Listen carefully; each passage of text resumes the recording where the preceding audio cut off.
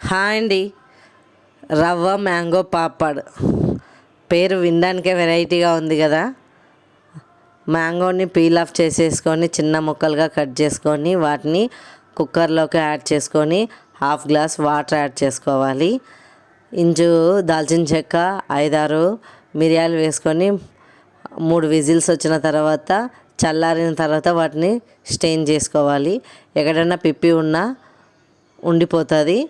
అంతా దాన్ని స్టవ్ పైన పెట్టేసుకొని కొంచెం ఉప్పు, పావు కప్పు షుగర్, కొంచెం 5 మినిట్స్ తర్వాత చిల్లీ ఫ్లేక్స్, నచ్చితే ఫుడ్ కలర్ యాడ్ చేసుకొని కొంచెం చల్లారిన తర్వాత ప్లేట్కి స్ప్రెడ్ చేసుకోవాలండి. అంతా వాటిని ఎండలో 2 గంటలైనా పెట్టుకోవచ్చు. ఫ్యాన్ కింద అయితే ఒక 4-5 అవర్స్లో పెట్టేస్తే రవ్వ మ్యాంగో పాపడ్ అనేది ఈజీగా వచ్చేస్తుందండి.